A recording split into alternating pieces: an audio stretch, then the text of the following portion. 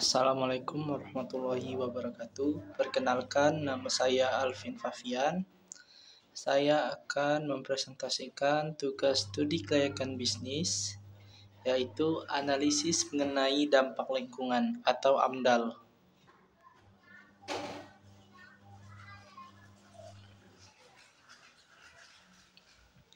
Definisi AMDAL.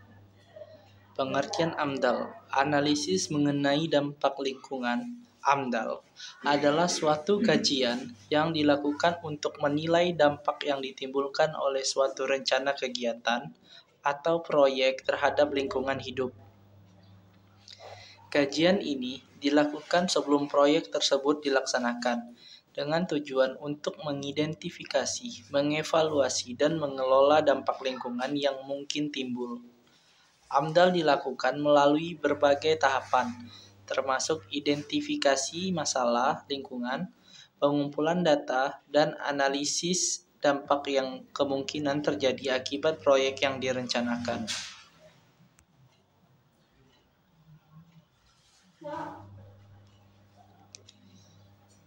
Selanjutnya ada tujuan. Tujuan dari AMDAL adalah untuk melindungi kualitas lingkungan dengan memastikan bahwa setiap kegiatan atau proyek yang berpotensi menimbulkan dampak lingkungan yang signifikan telah dianalisis secara mendalam. Selain itu, tujuan AMDAL adalah untuk 1. Memberikan informasi yang cukup untuk pengambilan keputusan oleh pemerintah dan pemangku kepentingan lainnya. Kedua, menjaga kelestarian lingkungan agar dampak buruk terhadap ekosistem dan masyarakat dapat diminimalisir. Ketiga, mendorong pengelolaan lingkungan yang berkelanjutan.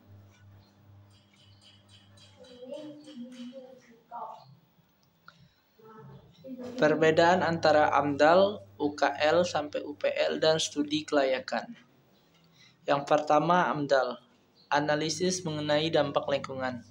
Dilakukan untuk proyek yang diperkirakan memiliki dampak signifikan terhadap lingkungan. AMDAL melibatkan kajian yang lebih mendalam mengenai dampak lingkungan dan pengelolaan. UKP, UPL, upaya pengelolaan lingkungan sampai upaya pemantauan lingkungan, merupakan dokumen yang diperlukan untuk kegiatan yang tidak memiliki dampak besar, namun perlu ada pengelolaan dan pemantauan lingkungan. UKL, UPL biasanya lebih sederhana dan tidak memerlukan analisis sebanyak AMDAL. Ketiga, studi kelayakan. Fokus utamanya adalah untuk menilai kelayakan teknis dan ekonomi dari suatu proyek, sementara AMDAL lebih fokus pada kelayakan lingkungan dan dampaknya terhadap alam.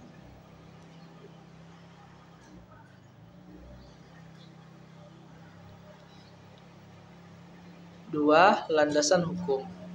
Undang-undang dan peraturan pemerintah tentang AMDAL di Indonesia. Undang-Undang Nomor 32 Tahun 2009 tentang Perlindungan dan Pengelolaan Lingkungan Hidup. Peraturan Pemerintah Nomor 27 Tahun 2012 tentang Izin Lingkungan. Peraturan Menteri Negara Lingkungan Hidup Nomor 16 Tahun 2012 tentang pedoman penyusunan AMDAL. Selanjutnya, prinsip-prinsip dasar penyusunan AMDAL. Prinsip kehati-hatian. Proyek yang berpotensi merusak lingkungan harus dianalisis secara mendalam dan hati-hati. Kedua, prinsip partisipasi masyarakat, terutama yang terdampak harus dilibatkan dalam proses penyusunan AMDAL. Ketiga, prinsip keterbukaan. Informasi yang terkait dengan dampak lingkungan harus disampaikan secara terbuka kepada masyarakat. Keempat, prinsip perlindungan. Prinsip lingkungan hidup. Penyusunan AMDAL harus mempertimbangkan kelestarian lingkungan sebagai prioritas utama.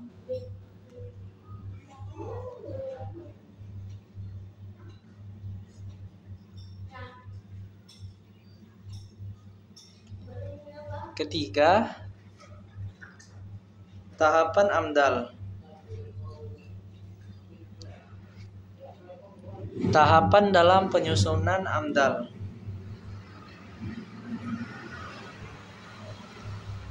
Yang pertama, penyusunan kerangka acuan.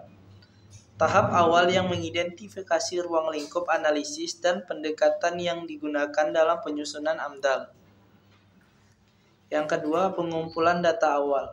Pengumpulan data mengenai kondisi lingkungan yang ada sebelum proyek dimulai. Ketiga, identifikasi dampak lingkungan. Mengidentifikasi potensi yang ditimbulkan oleh proyek terhadap lingkungan dan masyarakat. Keempat, penilaian dampak lingkungan. Menilai sejauh mana dampak-dampak tersebut akan mempengaruhi lingkungan. Kelima, penyusunan rencana pengelolaan dan pemantauan lingkungan. RPPLH. Merencanakan langkah-langkah mitigasi untuk mengurangi dampak negatif dan cara pemantauan selama proyek berlangsung. Keenam, publikasi dan konsultasi publik. Menyampaikan hasil AMDAL kepada masyarakat untuk memperoleh masukan dan melakukan evaluasi terhadap hasil studi. Ketujuh, putusan izin lingkungan. Pemerintah mengeluarkan izin lingkungan berdasarkan hasil evaluasi AMDAL. Selanjutnya, peran masing pihak dalam proses AMDAL. 1. Pemerintah mengawasi, memberikan izin, dan memastikan bahwa proses AMDAL dilakukan sesuai dengan peraturan yang berlaku. Pemerintah juga mengatur pelaksanaan rencana pengelolaan dan pemantauan lingkungan. Kedua, masyarakat. Masyarakat memberikan masukan dan feedback mengenai dampak proyek terhadap kehidupan mereka. Keterlibatan masyarakat penting dalam proses konsultasi publik. Ketiga, konsultan. Konsultan yang berkompeten menyusun laporan AMDAL dengan data yang valid dan metodologi yang tepat untuk menilai dampak lingkungan dan proyek tersebut.